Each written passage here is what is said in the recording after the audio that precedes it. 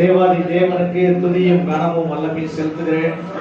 இந்த அருமையான வாய்ப்பளித்த அருமையான ஐயா அருமானனுக்கும் அருமையான அவருடைய குடும்பத்தாருக்கும் மனமார்ந்த வாழ்த்துக்களையும் ஸ்தோத்திரங்களையும் தெரிவித்துக் கொள்கிறேன். ஹல்லேலூயா. இந்த நாளில ஐயா அவர்கள் ஒரு வசனத்தை எடுத்தாங்க. அதுல பாதியை சொல்லிட்டு விட்டாரு. ஆனா அதை தொடர்ச்சியாக ஆவியானவர் உங்களோடு பேசுவார். ஹல்லேலூயா. அப்ப அதை தொடர்ச்சியாக பேசுவதற்கு ஆண்டவர் நம்மிடத்திலிருந்து எதிர்பார்க்கிற காரியம் அதே எபேசியர் 6ஆம் அதிகாரத்துல 6வது வசனம்.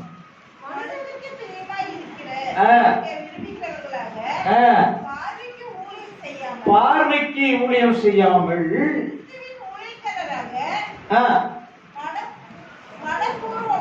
மனப்பூர்வமாய் தேவனுடைய சித்தம்னு ஐயா சொன்னாரு.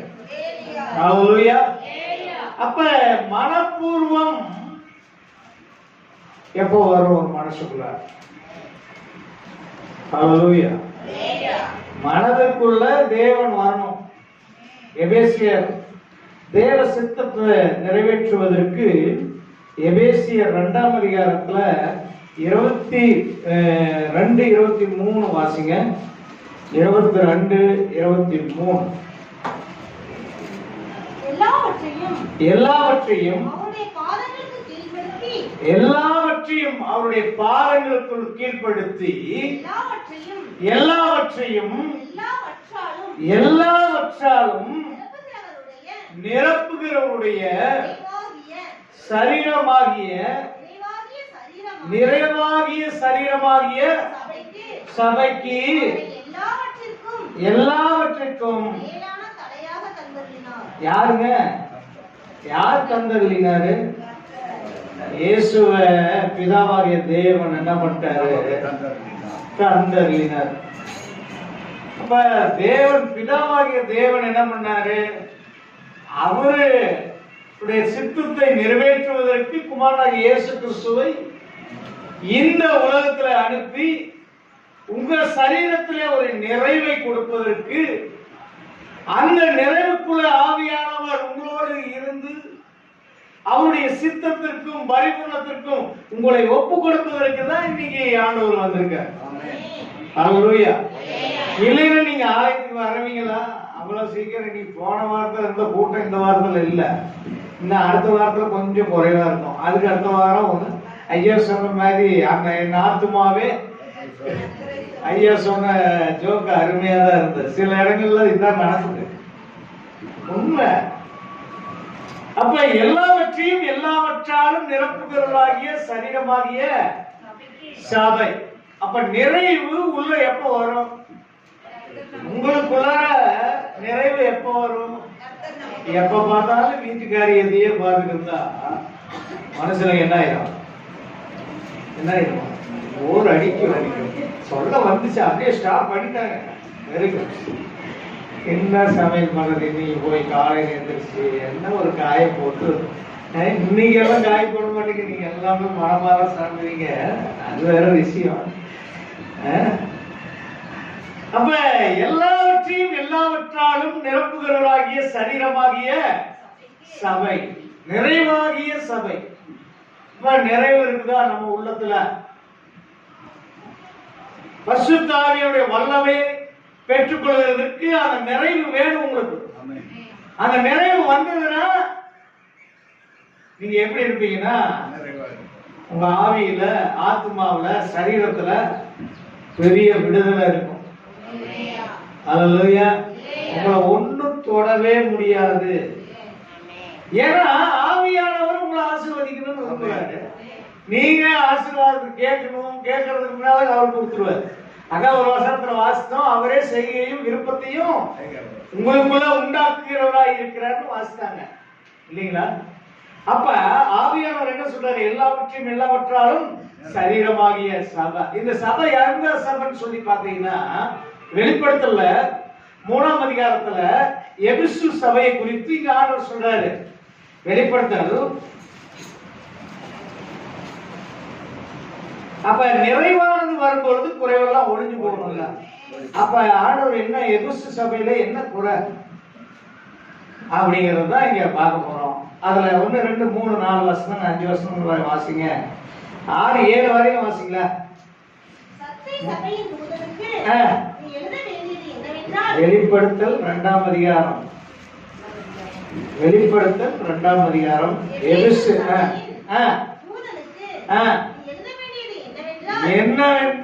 என்னவென்றால் 7 நட்சத்திரங்கள் யாருக்கு இருக்கு? கர்த்தருடைய கரத்துல. அதே 2ஆம் அதிகாரத்துல 1ஆம் அதிகாரத்துல நீங்க வாசித்தீங்கன்னா 7 நட்சத்திரங்கள், அடுத்தது 7 பொன் குத்து விளக்குகள். யாரு? இயேசு கிறிஸ்து எங்க இருக்காரு? பரலோகத்துல. என்னோட பேசின சத்தத்தை பார்க்க விரும்பினேன். திரும்பின போது 7 பொன் குத்து விளக்குகளையும் அந்த 7 குத்துகளும் மத்தியில நிலையங்கி தரித்து மார்பரை பொற்கரை கட்டியிருந்த பொற்கட்டை கட்டியிருந்த மனுஷகுமாரனுக்கு ஒப்பானவனை கண்டேன். அப்ப மனுஷகுமாரன் யாரு? இயேசு கிறிஸ்து. ஒப்பானவனை கண்டேன். அவர்தான் பிதாவாகிய தேவனுடைய மகன் குமாரன் இயேசு கிறிஸ்து. இப்ப யார் நமக்குள்ள வாசம் செய்கிறார்? அவருடைய ஆவியானவர், பரிசுத்த ஆவியானவர் இப்ப இறங்கி கிரியை செய்கிறார். ஹல்லேலூயா. இந்த பரிசுத்த ஆவியானுடைய நாட்கள் தான் இப்ப நடந்துட்டு இருக்கு. இனி வர காலங்களிலே பரிசுத்த ஆவியானவர் இறங்குற காரியத்தை வெளிப்படையா செய்ய போற காரியங்களை எல்லாம் இதுல ஆண்டவர் முன்னாலே எழுதி வச்சுட்டாரு. ஹல்லேலூயா. ஆகவேதான் இங்க சொல்றாரு, அவருடைய சிரசு எப்படி இருந்தது? மயிரும் வெண்மையை பஞ்சை போலவும் உறைந்த மலையை போலவும் வெண்மையா இருந்தது. அவருடைய கண்கள் எப்படி இருந்தது? அக்கினி ஜுவாலையா இருந்தது. அவருடைய பாதங்கள் எப்படி இருந்தது? உறக்குலைந்த காய்ந்த பிரகாசமான வெண்கலம் போல இருந்தது. அவருடைய சத்தம் எப்படி இருந்தது? பெருவெள்ளத்தை போல இறைச்சலை போல இருந்தது. இயேசு கிறிஸ்துடைய சத்தம். அவன் குமாரனாகி இயேசு கிறிஸ்துவுக்கு அப்படி ஒரு காரியம்னா, பிதாவாகிய தேவனை ஏன் பார்க்க முடியல?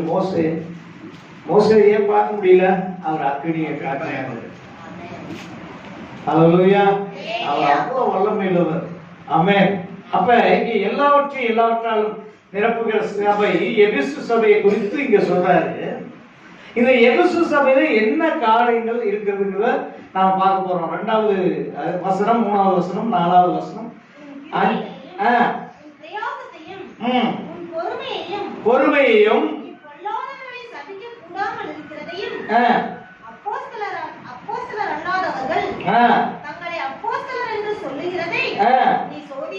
சோதித்து கண்டறிந்து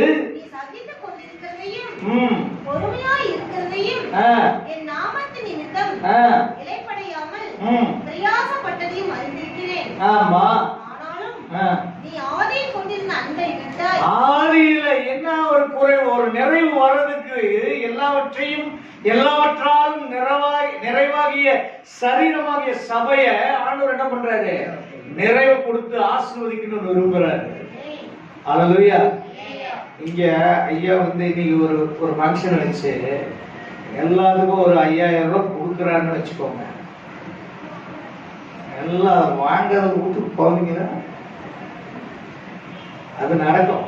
கர்த்தர் செய்வார். ஹல்லேலூயா. 5000 கொடுத்து வாங்க போயிருவீங்களா? உங்க பேர் இருக்குதா இல்லையா? நீங்க வந்துட்டீங்கன்னு வச்சுக்கோங்க, ஐயா கூப்பிட்டு கொடுக்குறாருன்னு வச்சுக்கோங்க. கொடுத்தீங்கன்னா நீங்க வேணாம் சொல்லிருவீங்களா? உங்களுக்கு செலவுக்கு ஆகும்ல.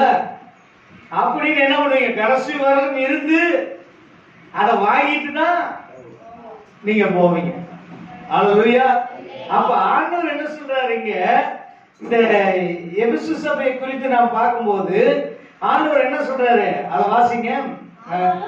ஆனாலும் ஆகிலும் உன்னிடத்தில் ஒரு அன்பை கூறி உண்டு. ஹல்லேலூயா. ஆதியில இருந்த அன்பு என்னன்னா, நல்ல பைபிள் படிச்சுட்டு இருந்த, நல்ல டைமுக்கு சபைக்கு வந்துட்டு இருந்த, நல்ல ஆண்டவருக்காக நேரத்தை செலவிட்டு ஆவியில நிறைஞ்சு ஜெபம் பண்ணிட்டு இருந்த, அப்புறம் ஆலயத்துக்கு வந்து காணிக்கையில பொருத்தனையில எதுவும் குறையலாம கொடுத்துட்டு இருந்த, அதே போல வீட்டுல ஏதாவது ஒரு காரியம் ஆண்டவருக்காக வந்து ஒரு ஜெப கூட்டத்தை வச்சு தேவனுக்காக பொருத்தனை எல்லாம் நிறைவேற்றின. இன்னைக்கு நம்முடைய வாழ்க்கையில ஆதியில அன்பை, ஆகவே நிறைவானது வரும்போது அந்த சரீரமாகிய சபையை ஆசீர்வதிப்பதற்கு ஆவியானவர் எபேசு சபையில ஆதியில கொண்டிருந்த அன்பை விட்டு விட்டாய். ஆகிலும் பேரில் ஒரே ஒரு குறை உண்டு. ஒரு குறை, ஒரு ஈதான் என்ன பண்ணுச்சு? பரிமள தைலம் முழுவதையும் போக பண்ணிடு. அதே போல பண்டிகளை முத்தங்களை என்ன பண்ணக்கூடாது? போடக்கூடாது. பன்றி தெரிவிச்சா அதுக்கு முன்னால என்ன பண்ணக்கூடாது? முத்துக்களை என்ன பண்ணக்கூடாது? போடக்கூடாது. அப்ப ஒரு ஈ விழுந்துச்சுன்னா நாள பண்ணுகிற அந்த ஸ்மெல். இங்க ஒரு பால்டாயில் அடிக்கிறாங்கன்னு வச்சுக்கோங்க, அந்த ஸ்மெல் அடிச்சுட்டே இருந்தாங்கன்னா என்ன ஆகும்? நீங்க உட்காருவீங்களா? உங்களால உட்கார முடியுமா? ஆனா இங்க ஆண்டவர் என்ன சொல்றாரு? நிறைவானதை கொடுப்பதற்கு எபேசு சபையை பார்த்து சொல்லும் போது என்ன சொல்றாரு? ஆனாலும் நீ ஆதியில் கொண்டிருந்த அன்பை விட்டால் உன் பேரில் எனக்கு குறை அல்ல. இருந்தாலுமே ஆண்டவர் என்ன சொல்றாரு? அந்த வசனத்துக்கு கீழே இன்னொரு வசனத்துக்கு வரோம். அடுத்தது ஆண்டவர் என்ன சொல்றாரு? 7வது வசனம் 6-7 வாசிங்க.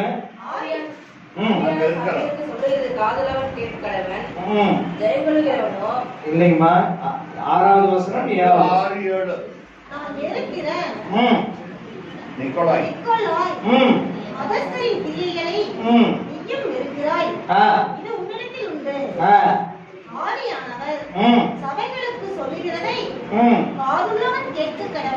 காதுள்ளவன் கேட்க கடவன்.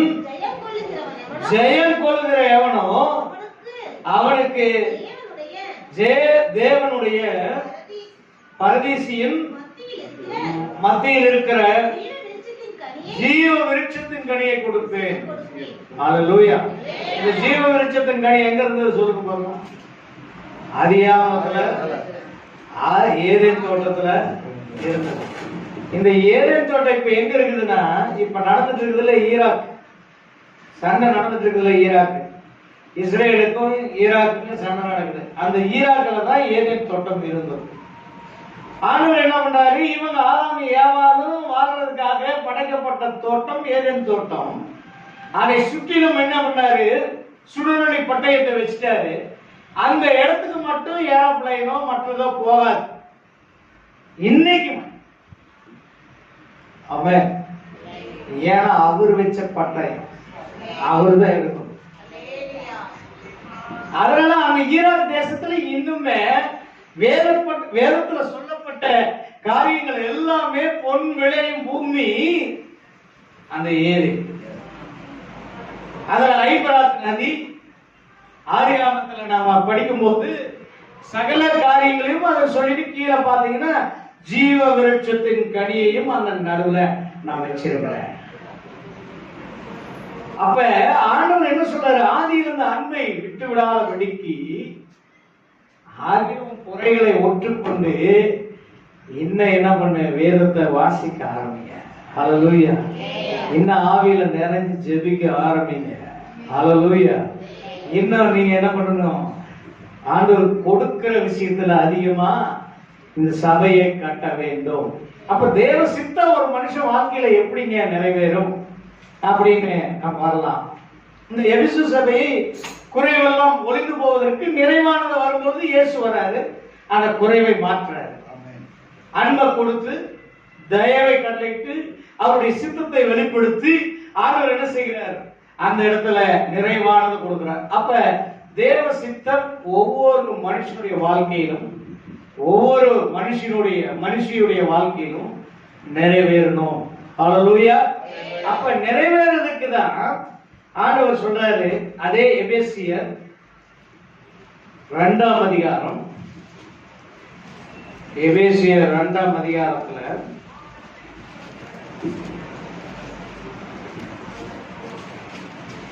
2ஆம் அதிகாரம் 6, 7, 8 வாசிங்க. 1ஆம் அதிகாரம் தம்முடைய தயவுள்ள சித்தத்தின்படியே கிறிஸ்து இயேசுவின் மூலமாய் நானும் நீங்களே யாருங்க புத்திரரு? புத்திரன்னா என்னங்க? புத்திரன் புத்திரி அப்படின்னா என்ன? புத்திரன்னா மகன், புத்திரினா மகள். அப்பா ஏசப்பா உங்களை எப்படி பாக்குறாரு? நீங்க அப்பாவா பார்த்தா அவர் பிள்ளையா பாக்குறாரு. நீங்க எஜமானனா பார்த்தா அவரு உங்களை வேலைக்காரனா பார்க்கறாரு. நீங்க அவரு ஐஸ்வர்யவான் பாத்தீங்கன்னா உங்களை ஏழைய பார்க்கறாரு. அவருடைய பார்வை. அப்ப நீங்க புரிந்து கொள்கிற காரியத்தை தேவனிடத்திலிருந்து கேட்டு நீங்க என்ன பண்ணணும்? ஆவியானவர்கிட்ட கேட்டு ஆலோசனைகளை பெற்றுக்கொள்ளணும். ஹல்லேலூயா. அப்பா பிதாவே என்கிறதான புத்திர சுவாத்தின் ஆவியை நான் உங்களுக்குள்ள வைக்கிறேன். அப்ப ரோமர் 8ஆம் அதிகாரத்துல இந்த புத்திர பாக்கியத்தை குறித்து ஒரு வசனம் சொல்லுது. அதையும் வாசிங்க. ரோமர் 8ஆம் அதிகாரம். இதை அப்படியே வச்சுக்கோங்க. எபேசியர் தேவனுடைய புத்திரர் வெளிப்படுவதற்கு அதே 14வது வசனம். 18 இல்ல 19 வாசிங்க. 14 15 வாசிங்க.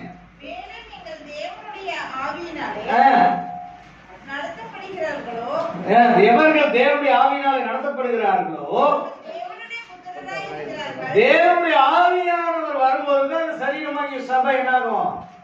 தேவனுடைய பிள்ளைகளா நீங்க மாறுறீங்க. அவருடைய சித்தத்தின்படி பிதா குமாரன் பரிசுத்த ஆவி நாமத்தினாலே என்ன பண்றாரு? ஐயா ஆத்துல கொண்டு போய் ஒரு முழுக்கி உங்களை எல்லாம் கொண்டு வந்து இங்க உட்கார வச்சிட்டாரு.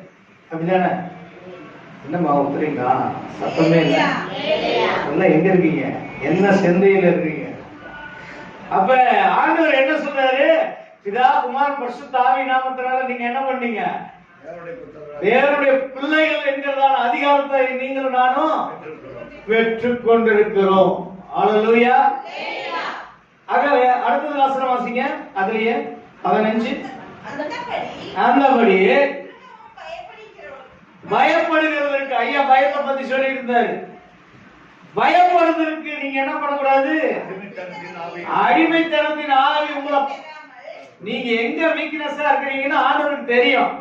தீமை செஞ்சுக்கிட்டே இருந்தீங்கன்னா ஆண்டவர் பார்த்துட்டே இருந்து எல்லா கிருபையும் எடுத்துருவாரு. பீஸ் போன பல்பா இருப்பீங்க. ஜாக்கிரதை. அப்ப ஆண்டவர் என்ன சொல்றாரு? அடிமைத்தனத்தின் ஆவியை பெறாமல் அப்பா பிதாவே என்று சொல்லுகி நீங்க புத்திர சுவாத்தின் ஆவியினால் பிறந்த பிள்ளைங்க. நீங்க எப்படி பெற்ற பிள்ளைங்க? பரிசுத்த ஆவியினால நீங்க பெற்றுக்கொண்ட பிள்ளைங்க. நீங்க யார் மூலியமா பெற்றுக்கொண்ட பிள்ளைங்க? பரிசுத்த ஆவியானவரால் பெற்ற பிள்ளைங்க. ஹல்லேலூயா. ஆனா சபைய ரோமர்ல பவுல் எழுதும்போது இவைகளை நான் கிறிஸ்துவுக்கு என்று பெற்றெடுத்தேங்கிற. ஹல்லேலூயா. அப்ப இங்க பார்க்கும்போது ஆண்டவர் என்ன சொல்றாரு? பயப்படுவதற்கு அடிமைத்தனத்தின் ஆவி எல்லாம் உங்களை ஒன்றும் செய்யாத இருக்கணும்னா நீங்க என்ன செய்யணும்? தேவனுடைய சித்தத்தை அறிந்து கொள்ள வேண்டும். ஹல்லேலூயா. ஆகவே இங்க எபேசியர் 2க்கு வாங்க. எபேசியர் 2க்கு வாங்க. தேவ சித்தத்தின்படியே இயேசு கிறிஸ்து மூலமாய் சுவிகார புத்திரராகும்படி முன்குறிச்சிட்டாரு. அதனாலதான் நீங்க நானும் இங்க உட்கார்ந்துருக்கிறோம். ஹல்லேலூயா. உங்களை முன்குறிக்கலைன்னா நீங்க எங்கேயாவது உலகத்துல வேற எங்கேயாவது ஒரு இடத்துல வேற விதமா வேற காரியங்களை பண்ணிட்டு இருந்திருப்பீங்க. ஹல்லேலூயா. அப்ப சரீரமாகிய சபை அடுத்தது என்ன செய்யணும் அப்படின்னு சொல்றாரு பாருங்க. அந்த சரீரத்தை எப்படி மீட்டு எடுக்கிறாரு பாருங்க. 7வது வசனம். அவருடைய கிருபையில் ஐஸ்வர்யத்தின்படி. ஐயா பணத்தையும் சொன்னாரு. வந்தாரா? ஐஸ்வர்ய விருத்தி. ஆனால் அதுக்கு மேல இதயத்தை வைக்காதீங்க. ஐஸ்வர்யம் வேணும். ஐஸ்வர்யம் எதுக்கு வேணும்னா எல்லாருக்கும் உதவும். தேவைக்குதான். அது எப்பயுமே அது உதவாது. ஹல்லேலூயா. அப்ப தேவன் என்ன கொடுக்கிறாரு? இந்த தயவுள்ள சித்தத்தை கிருபையின் ஐஸ்வரியத்தினால கொடுக்கிறார். அல்லேலூயா. பக்கத்துல இருக்கிறவங்கள பார்த்து கை கொடுங்க. அவருடைய கிருபையின் ஐஸ்வர்யம். கையை கொடுமா, என்னமா உண்மையாவே இருக்க. கையை கொடுங்க தம்பி, கையை கொடு. கையை கொடுத்து சொல்லு, அந்த கிருபையின் ஐஸ்வர்யம் இவருடைய ரத்தத்தினால, இயேசுவின் ரத்தத்தினால பாவ மன்னிப்பாகிய மீட்ப சொல்லுங்க, வாய் தரங்க. எனக்குள்ள அவர் மூலியமா உண்டாயிருக்கிறது. இயேசு கிறிஸ்துவின் ரத்தத்தினால, அவருடைய கிருபையின் ஐஸ்வரியத்தினால நான் உயிரோட வாழ்றேன். ஏன்னா அந்த இயேசுவின் ரத்தம் அது என் மேல, என் சரீரத்துல, என் ஆவியில, என் ஆத்மாவில, எனக்குள்ள இருக்குது. ஆகவே இந்த ஐஸ்வர்யம் அந்த கிருபையினால, அந்த கிருபையான இயேசுவினால எனக்கு வந்துகிட்டே இருக்கும். ஹல்லேலூயா, ஹல்லேலூயா, ஹல்லேலூயா. அப்ப அந்த கிருபையின் ஐஸ்வர்யம் யாருன்னா இயேசு. கிருபையும் சத்தியமும் நிறைந்தவராக தான் போனாரு. ஹல்லேலூயா. மரியாதை பார்த்து ஆண்டவர் சொன்னாரு, தூதன் வந்து சொன்னா, கிருபை பெற்றவளே நீ வாழ்க. அண்ணாவை பார்த்து சொன்னா, கிருபை பெற்றவளே. ஹல்லேலூயா. அதே போல இன்னொருத்தரை பார்த்து, நோவாவை பார்த்து சொன்னாரு, கிருபை பெற்றவன், கண்களிலே கிருபை கிடைத்தது. அப்ப நமக்கு அந்த கிருபை யாருன்னா இயேசு. சொல்லுங்க, இயேசு, இயேசு, இயேசு, இயேசு சொல்லிட்டே இருந்தீங்கன்னா அவருடைய வல்லமை இறங்கிட்டே இருக்கு.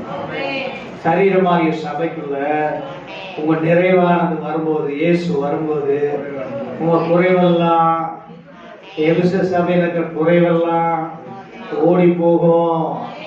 ஜீவ விருட்சத்தின் கனி இயேசு வருவாரு.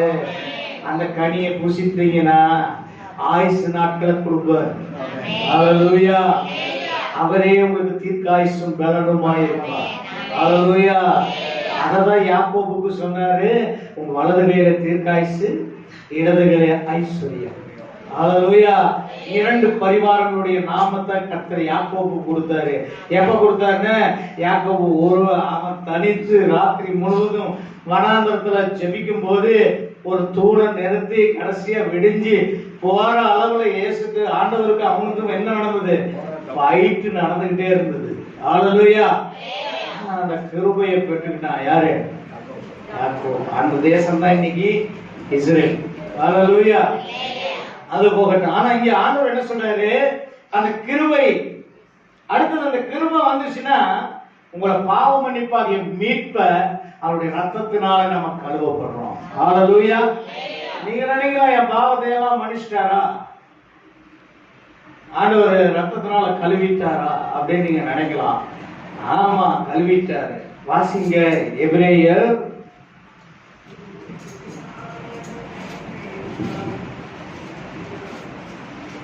எபிரேயர்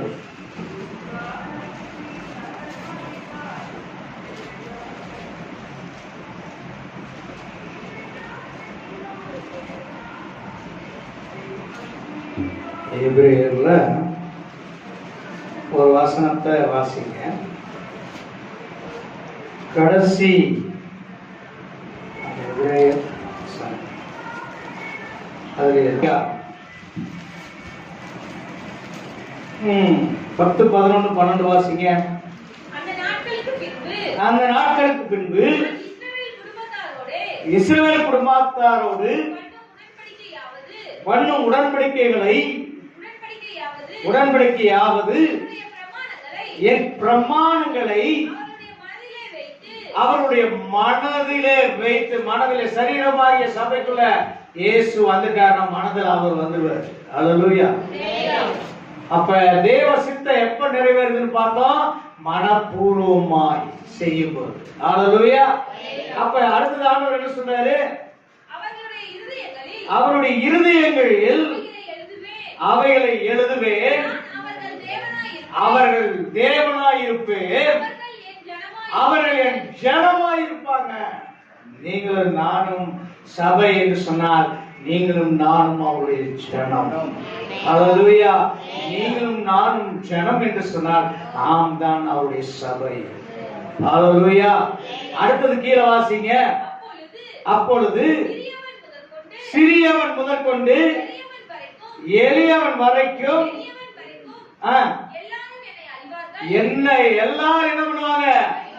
அறிவாங்க. அடுத்தது ஆகையால் கர்த்தரை அறிந்து கொள் என்று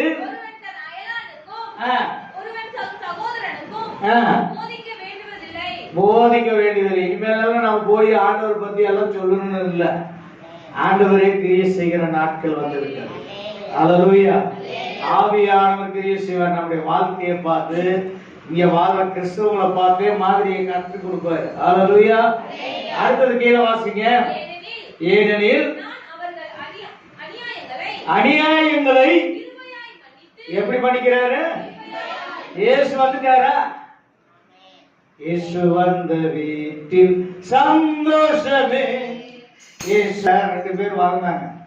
எங்க பெரியமா 2 பெரியமா இருந்தாங்க. ஒரு பெரியமா பேர் என்ன? சந்தோஷம். அது சந்தோஷமாவே இல்லை. இன்னொரு பெரியமா இருந்தது பொறுமை. அது ரொம்ப பொறுமையாவே இல்லை. பேர் வைத்திருக்கிறதுக்காக ஆண்டவர் என்ன பண்ண மாட்டாரு? இரக்கம் பாராட்ட மாட்டாரு. நீங்க வாழ்க்கையில அதை நடந்து காட்டும் போதுதான் அவர் இரக்கம் பாராட்டுறாரு. அத இயேசு சொன்னாரு. சகை வீட்டுக்கு போய் நாமத்தனையா நான் வாங்குறேன், வட்டியை வாங்கிட்டுக்கிறேன், நீ என் வீட்டுக்கு வருவீரான்னு கேட்கலாம. ஆனா கிருபையா இயேசு கிறிஸ்து அவன் வீட்டுக்கு போறாரு. அதுதான் போறாரு. பாவிகளை ரட்சிக்க ஒழுங்கா ஆண்டவர்கிட்ட ஒத்துக்கொண்டு சரண்டர் ஆகும் போது ஆண்டவர் என்ன பண்றாரு? கிருபையா. அது எவ்வளவு பெரிய குறைவா இருந்தாலும், எந்த சரீரத்துல எந்த வியாதியா இருந்தாலும் அவைகளை இயேசு என்ன பண்றாரு? கிருபையாய் மன்னித்து சரீர சுகத்தை கட்டளையிடுறாரு. ஹல்லேலூயா. அடுத்தது ஆண்டவர் என்ன சொல்றாரு? கீழே கிருபையாய் மன்னித்து அவர்கள் பாவங்களையும் அக்கிரமங்களையும் இனி நினையாமல் இருப்பேன் என்று யாருங்க சொன்னா? ராஜ்குமார் சொன்னாரா? ஆறுமுக ஐயா சொன்னாரா? இல்ல இதுல வேற யாரும் சொன்னாங்களா? யாரு சொன்னா? பக்கத்துல இருக்கிறவங்களை பார்த்து சொல்லுங்க. சொல்லாமா? உன் பாவத்தை சொல்லு. வாயத்தரவு சொல்ல. முத்தெல்லாம் குறையாது. சொல்லு. ஒன்னும் பயப்படாத. உன் பாவத்தை என் பாவத்தை கிருபையா இயேசு மன்னிச்சிட்டாரு. அந்த கிருபைதான் இயேசு. அந்த கிருபைதான் மன்னிச்சது. அந்த கிருபைதான் நினைக்க மாட்டாது. உன் பாவத்து நினைக்க மாட்டாரு. நினைக்கவே மாட்டாரு. அல்லேலூயா. அல்லேலூயா. கரங்களை தட்டி கர்த்தரை மகிமைப்படுத்துங்க. அல்லேலூயா. அப்ப ஆண்டவர் பாருங்க. அடுத்தது என்ன சொல்றாரு? ஒரு உங்களோட என்ன பண்றாராம்? ஒரு கனெக்ஷன். இந்தியாவுக்கும் அமெரிக்காவுக்கும், இஸ்ரேலுக்கும் அமெரிக்காவுக்கும் உலக நாடுகள் என்ன பண்ணுது? இப்ப ஒப்பந்தம் போடுது. அடுத்த யுத்தத்தை வராதது இப்ப என்ன செய்யலாம், எப்ப போடலாம் அப்படின்னு அவங்களுக்குள்ள பேசிக்கிறாங்க. ஆனா உங்களுக்கும் ஆண்டவருக்கு என்ன பண்ணணும்? கை அங்க கொடுக்கணும். அல்லேலூயா. அவருடைய கைய நீங்க பிடிக்க கூடாது, அவர் உங்க கைய பிடிக்கணும். அதான் விஷயமே. அல்லேலூயா. உடன்படிக்கை செய்து சொல்லுகிறதுனாலே முந்தினதை என்ன பண்ணாரு? முந்தின காரியத்தை நீ நினைக்க வேண்டாம், பூர்வமானதை சிந்திக்க வேண்டாம். நான் புதிய காரியத்தை செய்ய போறேன்னு ஆண்டவர் இந்த நாளில் ஒரு மாற்றத்தை உங்க ஆவிக்குரிய வாழ்க்கையில ஒரு விதையை விதைக்கிறாரு. ஆவிக்குரியவன் சரீரம் ஆகிய சபைய இது என்ன பண்ண போகுது? பெருக பண்ண போறாரு. அல்லேலூயா. அப்ப ஆண்டவர் என்ன சொல்றாரு? அடுத்தது பழமையானதும் அதெல்லாம் மாறி போகுது. ஏன்னா புதிய உடன்படிக்கை இயேசு வந்துட்டாரு. அவர் வந்துட்டாரு. அவருடைய தயவுள்ள சித்தம் உங்க மேல வந்துருச்சு. தயவுள்ள ஐஸ்வர்யம் வருது. தயவுள்ள அவருடைய ரத்தம் மேல தெளிக்கப்படுது. ஆகவேதான் ஆண்டவர் சொல்ற அடுத்தது சபை என்ன செய்யுங்கிறத கீழே வாசிக்கிறோம். 8வது வசனத்துக்கு வாங்க. எபேசியர் 1ஆம் அதிகாரத்துல 8 வாங்க. அந்த கிருபையின் என்ன ஞானத்தோடும் இயேசு கிறிஸ்து மேல இருந்த கிருபை ஞானத்தோடும் சகல ஞானத்தோடும். அல்லேலூயா. அடுத்தது புத்தியோடு எங்களிடத்துல உங்களுக்கும் எனக்கு ஆவியான சரீரமாகிய சபைக்குள்ள வருவதற்கு என்ன வேணும்? ஞானம் வேணும். அது வேணும். மோசே 90ஆம் சங்கீதத்துல வாசிக்கும் போது ஞான இருதயம் உள்ளவர்கள் ஆகும்படிக்கு எங்கள் நாட்கள் என்னும் அறிவை தாரும். ஆமென். அப்ப ஞானம் வேணும். அடுத்தது எதை சம்பாதித்தாலும் புத்தியும் ஞானத்தையும் சம்பாதி. அல்லேலூயா. அப்ப ஞானத்தையும் புத்தியும் நீங்க சம்பாதிக்கிறவங்களா இருக்கணும். அப்ப இந்த சரீரமாகிய சபைய அடுத்தது என்ன பண்ணணும்? டெவலப் பண்ணணும். இந்த ஓலை இப்படி இருக்குமா? இந்த ஓலை இருக்குமா? ஞானம் இருந்தா இந்த ஓலை இருக்குமா? நீங்க என்ன பண்ணணும்? ஒவ்வொருத்தருக்கும் ஒவ்வொரு சீட்டு வாங்கி கொடுத்தா கூட எவ்வளவு ஆயிரும்? 4000 ரூபாய் ஒரு சீட்டு. ஒவ்வொருத்தரும் 4000 ரூபாய் கொடுத்தா அடுத்ததாட்டி அடுத்த வாரத்தில் என்ன ஆயிரும்? ஞானத்தோடும் புத்தியோடும் உங்ககிட்ட கர்த்தர் கொடுத்திருக்கிறாரு. என்ன ஞானம், அடுத்தது கிருபை. அது கிருபை, அடுத்தது ஐஸ்வர்யத்தை, பணத்தை. அப்ப ஆண்டவர் என்ன செய்வாரு? உங்களுக்கு ஞானத்தை கொடுத்துருக்காரு. நீங்க சாப்பாடும் போது உங்க பையன் இன்னைக்கு ஏன் இன்னைக்கு கறி எடுக்கலையா அப்படின்னு கேட்ட நீங்க என்ன பண்ணுவீங்க? என்ன பண்ணுவீங்க? இப்போ பிள்ளைகளுக்காவது என்ன பண்ணுவீங்க? போய் எல்லாம் கொஞ்சம் நேரம் வாங்கிட்டு வர வேண்டாம் பண்ணி எப்படி ஒரு பிள்ளைய சந்தோஷப்படுத்துறீங்க? அதை விட சபை என்ன பண்ணணும்? நீங்க சந்தோஷப்படுத்தி பாருங்க. ஏசப்பா உங்க வீட்டுல நிறைய கொடுத்துட்டே இருப்பாரு. ஒரு அம்மா வீட்டுக்கு நான் ஈரோட்ல ஜெபம் பண்ண போனேன். முத்தம்பாளையத்துல இருக்காங்க அவங்க. நம்ம எங்க சந்திர மாமாவுக்கெல்லாம் சொந்தக்காரங்க. 2 படி அரிசி கொடுத்தாங்க. எத்தனை படி? என்கிட்ட சாப்பிட வச்சு எனக்கு 2 படி அரிசி கொடுத்து காணிக்கே ஒரு 200 ரூபாய் கொடுத்து அனுப்பிச்சு. ஐயா எனக்கு நாளைக்கு ஒரு படி அரிசி இருக்குது. எப்படி இருக்கு? ஒரு படி அரிசி என் கையில இருக்கு, நீங்க இதை எடுத்துட்டு போங்க அப்படின்னு. நானும் வாங்கிட்டு ஜெபம் பண்ணிட்டு வந்துட்டேன். இன்னைக்கு வரையிலும் அந்த வீட்டுல 4 மூட்டை அரிசி எப்பயும் ஸ்டாக்ல இருக்கு. இன்னைக்கு வந்தீங்கன்னாலும் கூப்பிட்டு போயிட்டாங்க. அதே வீட்டுல அவங்க பொண்ணுக்கு 5 வருஷம் ஆகி கல்யாணம் ஆகி குழந்தை இல்லாத இருந்தது. இன்னைக்கு ஒரு ஆண் குழந்தை கொடுத்து 2வது பள்ளிக்கூடத்துக்கு போயிட்டு இருக்கான். சத்த செய்து. அதே அவருடைய பையனுக்கு 7 வருஷம் குழந்தை இல்லை, பெண் குழந்தை கொடுத்து கோயம்புத்தூர்ல கணபதியில இன்னைக்கு அந்த புள்ள 9வது படிச்சுட்டு. கர்த்தர் சொன்னார்னா சொல்லுவார். செய்யுங்க, கை கொடுங்க. கர்த்தர் சொன்னார்னா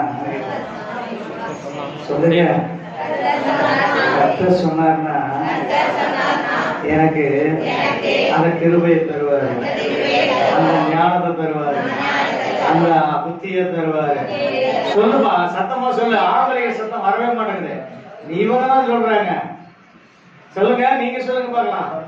கர்த்தர் சொன்னார்னா அந்த ஞானத்தை, அந்த புத்திய, அந்த கிருபைய எனக்கு தருவாரு.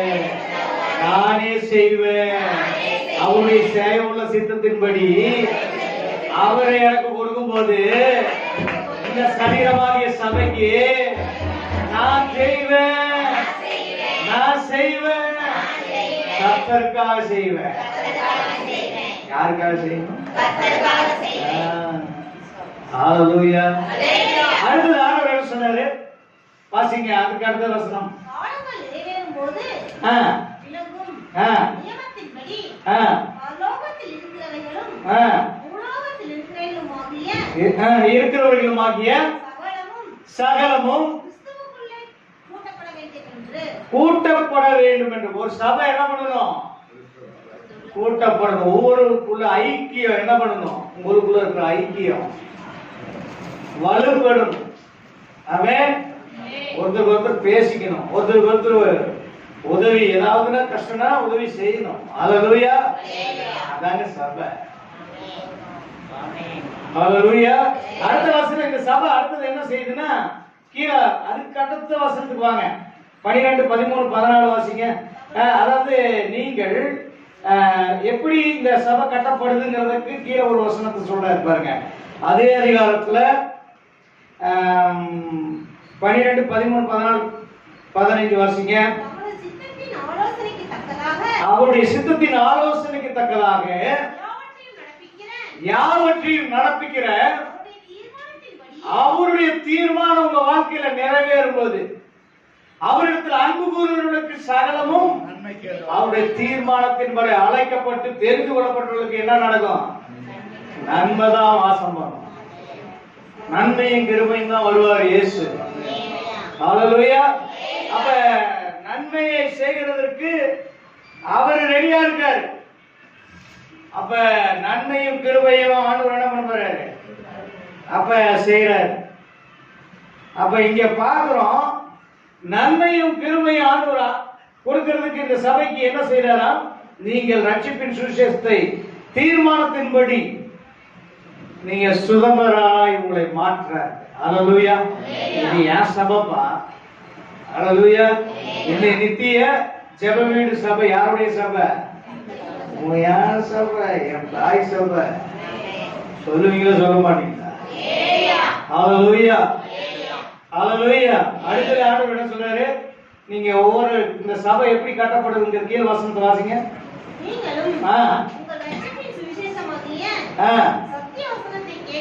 கேட்டு விசுவாசிகள் ஆனபோது வாக்குத்தத்தம் பண்ணப்பட்ட பரிசுத்த ஆவியால் முத்திரை போடப்பட்டீர்கள். சொந்தமானவர்கள் மீட்கப்படுவீர்கள், மீட்கப்படுவார்கள் என்பதற்கு ஆவியானவர் அவருடைய சுதந்திரத்தின் அச்சாரம். யாருங்க இந்த சபைக்கு? ஆவியானவர் தான் நடத்துறார். அல்லேலூயா. ஆவியானவர் எங்க உண்டு அங்க விடுதலை உண்டு. அல்லேலூயா. சத்தியத்தை அறிவிகள் சத்திய ஆவியானவர் உங்களை சகல சத்தியத்திற்குள்ளும் வழி நடத்துவார். ஆமென். தேவன் பயமுள்ள ஆவியை கொடாமல் பலமும் அன்பும் தெரிந்த புத்தியுள்ள ஆவியை கொடுக்கிறார். அல்லேலூயா. ஆகவே அவர் வானத்திலிருந்து உன்னதத்தின் ஆவி ஜனங்கள் மேலே ஏறும். மாமிசமான யாவர் மேலே என் ஆவியை ஊற்றுவேன். என் பிள்ளைகள் என்ன சொல்லுவாங்க?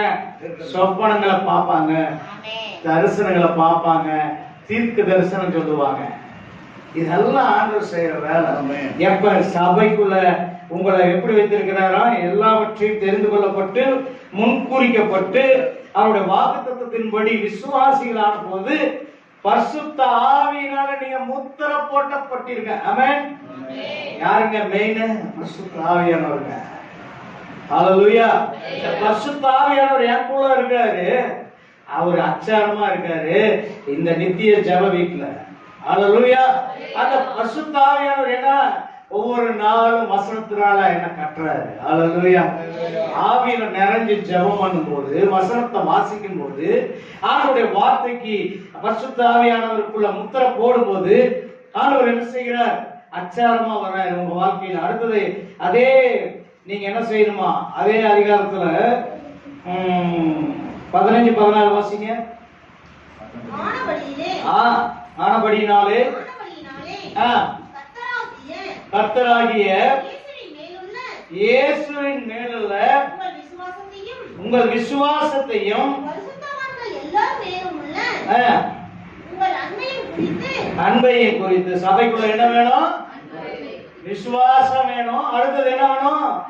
பரிசுத்தவான்களுக்குள்ள மேலும் ஜெபம் பண்ற அன்பு. அல்லேலூயா. அடுத்த ஊழியர்களுக்காக ஜெபிக்கிறது, அடுத்த ஊழியர்களுக்காக நம்மளால முடிந்து உதவி மிஷினரிகளுக்கு செய்யறது. அப்ப இங்க பாக்குற ஆண்டவர் என்ன சொல்றாரு? சபை என்ன செய்யுதுன்னா விசுவாசத்துல வருது. அல்லேலூயா. யாருக்குள்ள விசுவாசத்துல? ஆண்டவருக்குள்ள.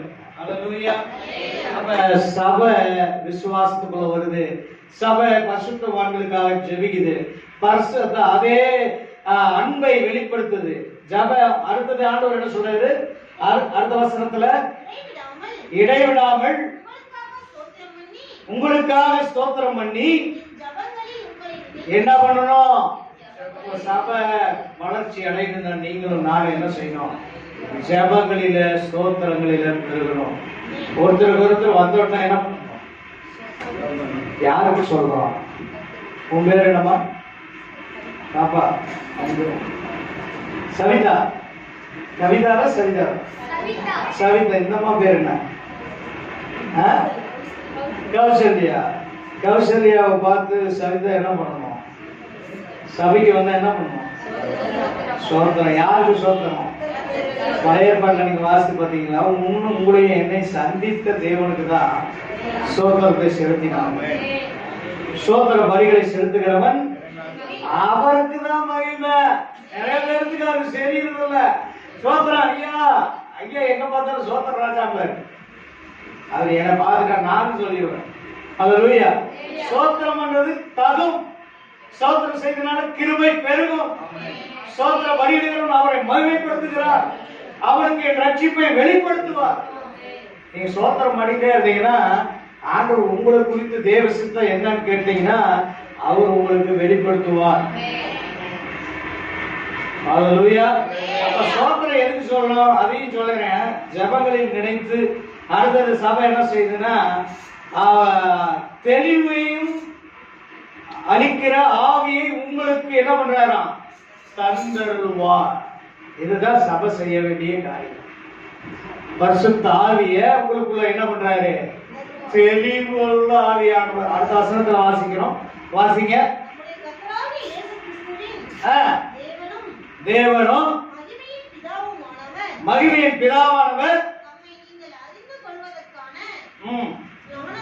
ஞானத்தையும் தெளிவையும் அளிக்கிற ஆவியை என்ன பண்றாரு? உங்களுக்கு தந்தரும். இந்த சபைக்குள்ள வரும்போது ஆவியானவர் தான் இங்க பேசுறாரு. ஐயா ஹார்மோனியா பேசுறோம். அவருடைய வார்த்தை இல்ல. நல்லா புரிஞ்சுக்கணும். நீங்க ஜெபம் பண்ணிட்டு வந்தீங்கன்னா எனக்கு ஏற்ற வார்த்தைகளை ஆவியானவரே நீங்க பேசுங்க. அப்படி நீங்க சொன்னீங்கன்னா உங்க சப்ஜெக்ட் எல்லாம் அங்க வரும். நீங்க வேற விதமா வந்தீங்கன்னா என்ன ஐயா நீ செய்தி கொடுத்தாரு ஒண்ணுமே விளங்கலையே. உங்க செவியை சாய்த்து கேளுங்கள், அப்பொழுது நான் மேம்பாடான காரியங்களை பேசுவேன். ஆமென். அப்ப அவர் பேசுறதுக்கு ரெடியா இருக்காரு, நாம கேட்கறதுக்கு ரெடியா இருக்கணும்ல. வந்துட்ட பாயிண்ட்டுக்கு வந்துட்டாரு ஐயா, வந்துட்டாரு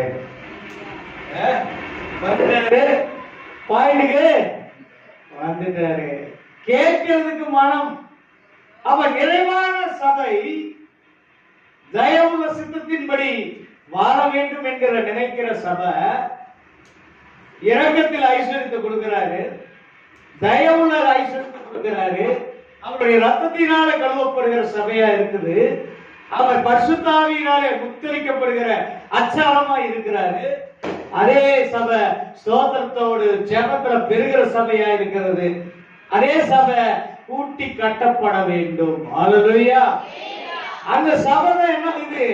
இங்க ஞானத்தையும் தெளிவையும் உள்ள சபையாக ஆவியானவரையும் நடத்துறாரு. அல்லேலூயா. ஆவியான தெய்வம் கரங்களை தட்டி கத்தர ஆவியின் கனி 9 கனிகளை உங்களுக்கு வேணுமா? அன்பு, சாந்தம், இச்சையடக்கம். ஆவியானவர்கிட்ட கேளுங்க. அதே 9 வரங்கள் எனக்கு வேணும்னு கேளுங்க. ஹalleluya ஹalleluya. நன்றி ஆவியானவரே. இந்த சபை அடுத்த ஆண்டவர் என்ன சொன்னாரு? சபையை குறித்து பார்க்கும்போது இங்க சபையில அடுத்தது என்ன நடந்ததுன்னா, எபேசியர் 1ஆம் அதிகாரத்துல சகல உன்னதத்தின் ஆசீர்வாதமும் அந்த சபையில வந்துச்சு. ஹalleluya. அதே 1ஆம் அதிகாரத்தை 3வது வசனத்தை 2, 3 வசனம் 4 வசனங்களை வாசிக்கலாம். 2, 3 வாசிங்க. தேவனாலும் கர்த்தராகிய இயேசு கிறிஸ்துவினாலும் உங்களுக்கு கிருபையும் சமாதானத்தையும் தர போறாரு. இந்த சபையில என்ன நடக்க போகுது? இனி கிருபையும் சமாதானம். ஹalleluya. இந்த இடத்துல உங்களுக்கு வந்துட்டு போனீங்கன்னா வீட்டுல சமாதானம் வந்துட்டு, ஹalleluya. உங்க தெருவுல வரும், ஹalleluya. நீங்க போற இடத்துல வரும், ஹalleluya. நீங்க வேலை செய்யற இடத்துல வரும், ஹalleluya. அப்ப ஆண்டவர் என்ன சொல்றாரு? அடுத்தது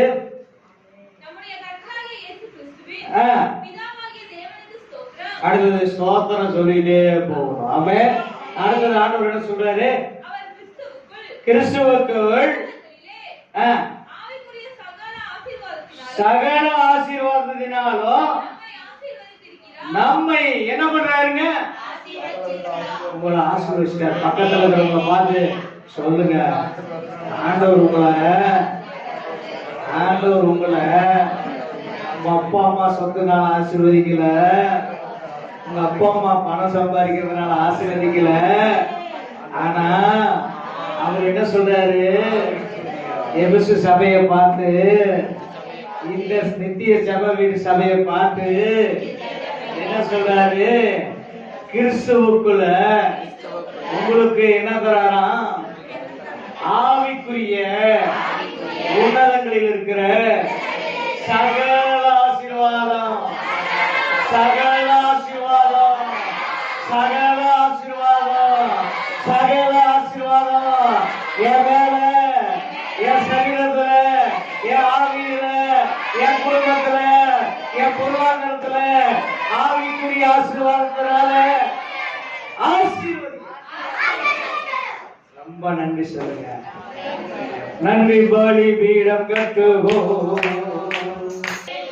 எத்தனை பேருக்கு சந்தோஷமா இருக்கு? எத்தனை பேருக்கு சந்தோஷமா இருக்கு? இன்னும் சந்தோஷமா? அப்ப ஆண்டவர் ஆசீர்வதிக்கணும்னு ஒரு காரியத்தை மீகாவுல ஒரு வசனத்தை பார்த்துட்டு நம்ம ஜெபம் பண்ண போறோம். ஹல்லேலூயா.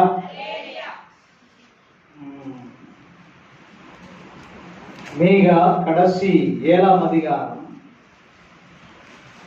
மீகா கடைசி 7ஆம் அதிகாரம். சபை ஆசீர்வாதத்துக்குள்ள வந்த உடனே ஆண்டவரே மேய்ப்பர். ஹல்லேலூயா. 14ஆம் அதிகாரம் 14வது வசனம். 7ஆம் அதிகாரத்துல 14வது வசனம்.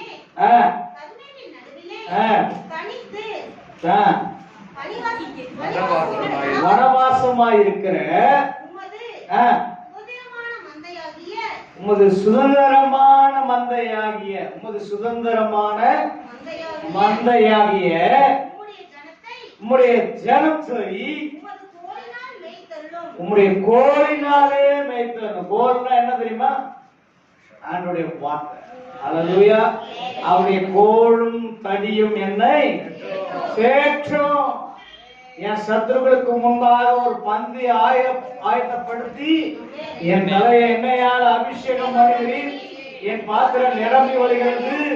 என் ஜீவனோட நாளெல்லாம் நன்மையும் கிருபையும் அவருடைய கோலும் தடியும் தான் என்ன பண்ணும்? சேற்றும். ஹல்லேலூயா. அடுத்தது ஆண்டவர் என்ன பண்ண போறாரு? அடுத்தது வாசிங்க. அதுலயே கோலினால் மேய்த்து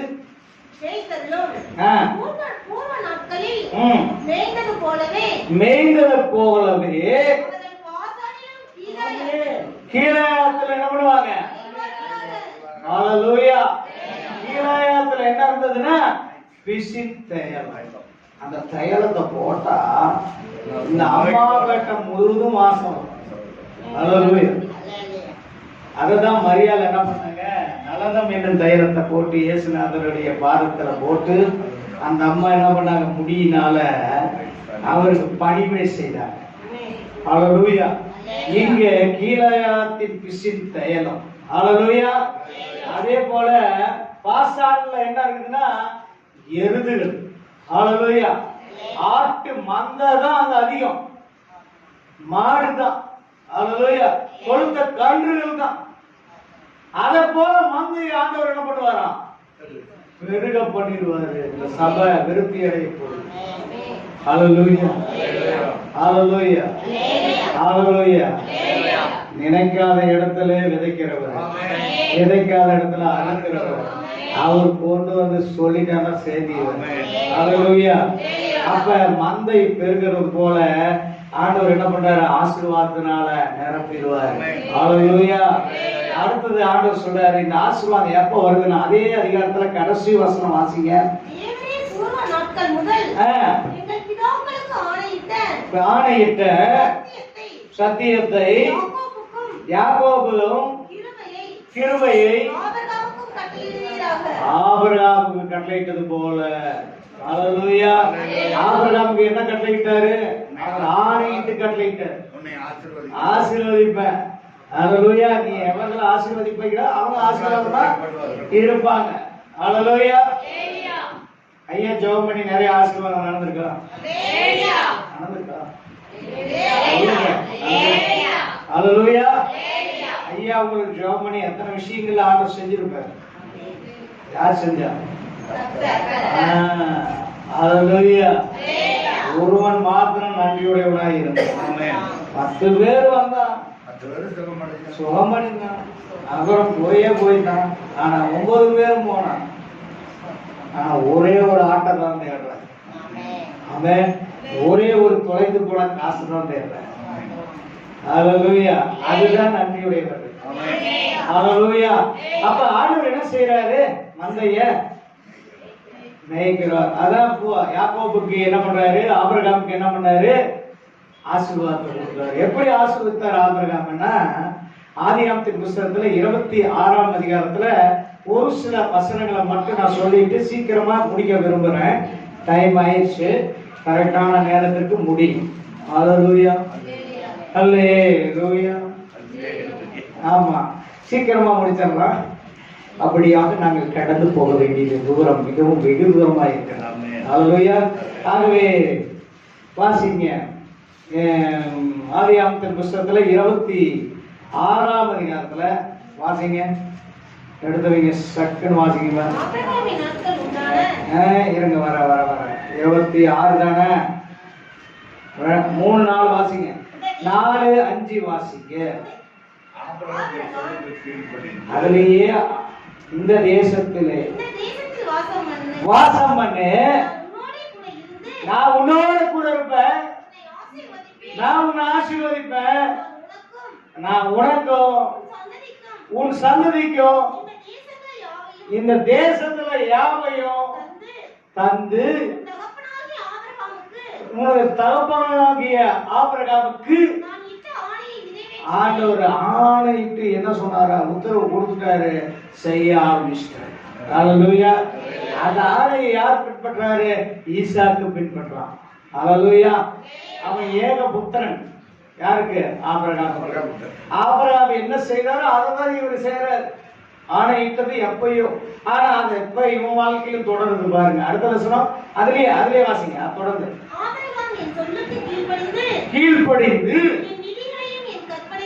என்னென்ன செய்யணும்? ஐயா சொன்னாரு, கீழ்ப்படி சொன்னாரா? ஹல்லேலூயா. சபை வந்தா கீழ்ப்படிஞ்சிடணும். ஹல்லேலூயா. நீங்க கீழ்ப்படிஞ்சீங்கன்னா உங்க வாழ்க்கை செழிப்பா இருக்கும். ஆவியானவர் அவர் மூலமா உங்களோட என்ன பேசுறாரு? அதுக்கு செவி சாய்த்து நன்மையானதை பிடிச்சுக்கணும். ஹல்லேலூயா. அப்ப கீழ்ப்படிந்து விதிகளையும் கற்பனைகளையும் என் நியமங்களையும் என் பிரமாணங்களையும் நீ கை கொள்ள முடியும். நாளையும் யார் செய்யா? ஈசாக்கு செய்யறான். ஆபிரகாமுக்கு ஆணையிட்டது கர்த்தர் சொல்லிட்டாரு. யாரை கொண்டு செய்யறாரு? ஈசாக்கு கொண்டு செய்யறாரு. ஹல்லேலூயா. அடுத்த ஆண்டவர் என்ன செய்யறாரு? அடுத்த வசனம், வானத்தின் நட்சத்திரங்களை போலவும் பெருக பண்ணி உன் சந்ததிக்கு என்ன செய்வேன்? இந்த தேசத்துல நான் என்ன பண்ணுவேன்? யாவை. இந்த அம்மா பாட்டையில பக்கத்துல இருக்கிறவங்களை பார்த்து சொல்லுங்க. இந்த அம்மா பாட்டையில உங்களை யாரும் தரைக்குறவா எண்ண முடியாது. யாரும் தரைக்குறவா மதிப்பிட முடியாது. ஏன்னா அவர்களுடைய ஆசீர்வாதம் என் மேல இருக்குது, என் மேல இருக்குது, என் புள்ள இருக்குது. அந்த சகல ஆசீர்வாதத்தையும் அந்த ஆவியானவரு ஆபிரகாமுக்கு ஆணையிட்டு கொடுத்தாரு. அந்த ஆணையிட்டு கொடுத்தத ஈசாக்கு செய்தான். அவன் வாழ்ந்தான். அவன் வாழ்ந்த நாட்களில 100 மடங்கு 100 மடங்கு 100 மடங்கு கரங்களை தட்டி 100 மடங்கு ஆவிக்குரிய 100 மடங்கு 100 மடங்கு என்ன பண்றான்? 1 மடங்கு இருந்தா பெருசு. 5 மடங்கு இருந்தா பெஞ்சமின் 5 மடங்குக்கு ஆசீர்வதிக்கப்பட்டவன். பெஞ்சமின் ஏன்னா பீறுகிற ஓனாய், நல்லவனுக்கு நல்லவன். அதே பெஞ்சமினுடைய சரித்திரத்தை படிச்சா அங்க பெஞ்சமின் என்ன பண்ணா, பெஞ்சமின் கோத்திரத்துல அவனுக்கு ஆஸ்தி ஐஸ்வர்யம் எல்லாமே இருந்தது. 5 மடங்குக்கு ஆசீர்வதிச்சிட்டாரு. யோபு என்ன பண்ணாரு? நெய்யிலே கை கழுவி வச்சுட்டாரு. அவன் சீமான். ஆபிரகாம் யாருன்னா சீமான். இவங்க தேசத்துல ஆசீர்வாதத்துல அவன் மிதந்தது மாதிரி யாருமே இது வரைக்கும் மிதக்கல. எந்த அம்மானியும் வர முடியாது, எந்த தாத்தாவும் வர முடியாது. உலகத்துல வேணா சொல்லிக்கலாம், ஆனா சாலமோன் வாழ்ந்த மாதிரி கூட வர முடியாது. அல்லேலூயா. அப்படி ஒரு ஆசீர்வாதம், அப்படி ஒரு ஐஸ்வர்யம், அப்படி ஒரு கடவுளுடைய பிரசன்னம் ஆபிரகாமோட பேசினாரு. ஆனா 100 மடங்கு இவன் எல்லாரும் ஈசாக்கு விதைச்சு அறுவடை செய்யறாங்க. அறுவடை செஞ்செல்லாம் பிரீடெல்லாம் முடிஞ்சு போச்சு. இவன் விளைச்சல் இல்லாத காலங்களில் என்ன பண்றான்? விதைய போடுறான். ஹல்லேலூயா. அந்த விதைய போட்டு விட்டுட்டான். இவங்கெல்லாம் முடிச்சுட்டு அறுவடையோட சந்தோஷமா இருக்கிறாங்க. ஆனா இவன் அப்பதான் விதைக்கிறான். ஆனா அந்த நேரத்துல நான் ஆண்டவர் சொல்றாரு 100 மடங்கு. ஹல்லேலூயா. 100க்கு 100 உண்மையே. அடுத்தது ஒரு வசனத்தை சொல்லி நான் முடிக்க போறேன். மந்தையை குறித்து நாம பார்த்துட்டு வரோம். அப்ப மந்தையில ஆசீர்வாதம் வந்துருச்சு. அடுத்தது ஆண்டவர் என்ன செய்ய போறாராம்? இந்த மந்தைய பெருக பண்ண போறார். ஹல்லேலூயா. எசேக்கியேல் வாசிங்க. மந்தையை எப்படி பெருக பண்ணுவார்? 17ஆம் அதிகாரம் 24வது வசனம் வாசிங்க. இல்லைங்க, அப்படியே உயர்ந்த விருட்சத்தை தாழ்த்தி தாழ்ந்த விருட்சத்தை உயர்த்துவார். ஆமென். அடுத்தது என்றும் பச்சையான விருட்சமாய் இருக்க வேண்டியவங்க சில நேரத்துல எப்படி இருக்காங்க? பட்டு போக பண்ணி பட்டு போன விருட்சத்தை தலைக்க பண்ண போறாரு. ஹல்லேலூயா. அடுத்தது ஆண்டவர் என்ன செய்யறாரு? வாசிங்க.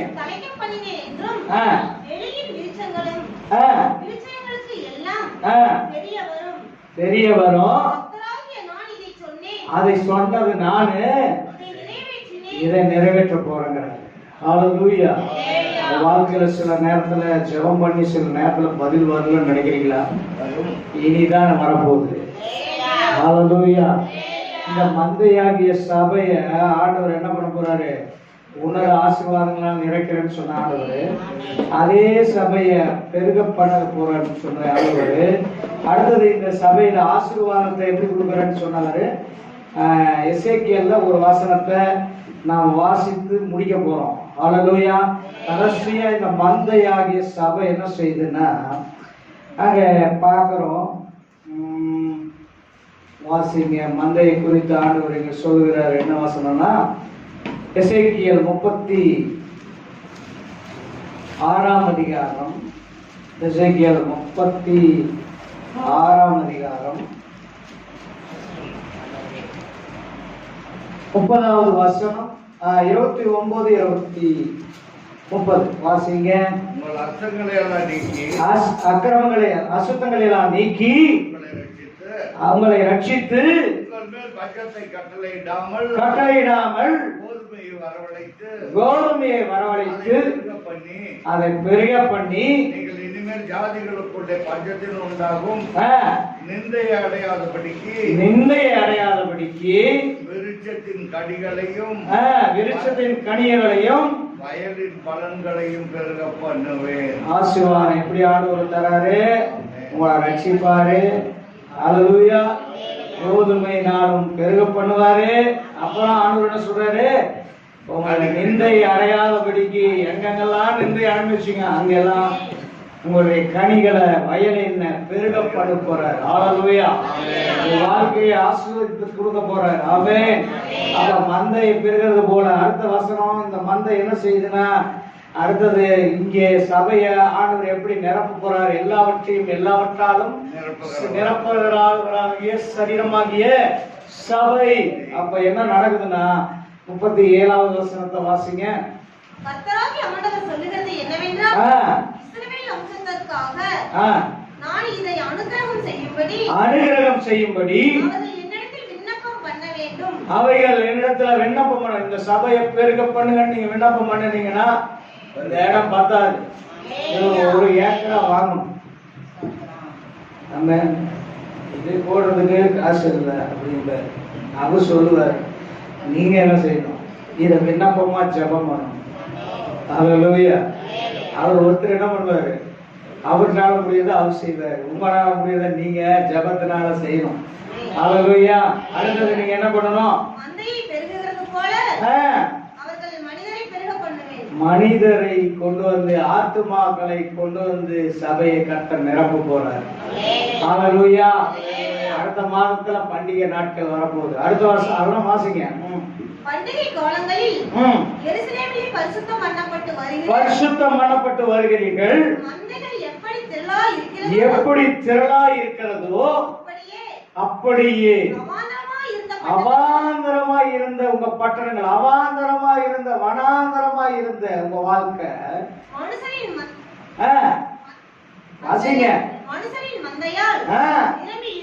நிரம்பி இருக்கும். இந்த மந்தை எப்படி இருக்கும், இந்த சபை எப்படி இருக்கும், எல்லாவற்றையும் நிரப்புகிறவராகிய சரீரமாகிய சபை என்ன பண்ணிருக்கோம், நிறைந்திருக்கும். ஆத்துமாக்களால் நிறைக்க போறாரு. ஒவ்வொருவரும் ஜெபம் பண்ணணும். ஆண்டவரே, கொள்ளை பொருளான ஆத்துமாக்களை எங்க சபைக்கு கொண்டு வாங்க. இன்னைக்குல இருந்து ஜெபம் பண்ணணும். கொள்ளை பொருளான பொருளை கொண்டு வரவங்களை கொண்டு வாங்க. ஒரு ஆளை கொண்டு வந்தாருன்னா, மணியையா ஊழியம் பண்ணும்போது ஒரே ஒரு ஆளு மேட்டூர்ல அந்த பள்ளத்தை நிரப்பதற்கு ஒரு 20 வண்டி மணல் கொண்டது உள்ள இறங்கணும். எப்ப அந்த காலத்துல ஒரே ஒரு ஆளை ஜெபம் பண்ணி அற்புதம் நடந்தா பெரிய கவுண்டை. அவன் என்ன பண்ணி லோடோட 20 டிராக்டர்ல போட்டு அனுப்பிச்சு விட்டான். அந்த பள்ளத்தை நிறைச்சு மேடு பண்ண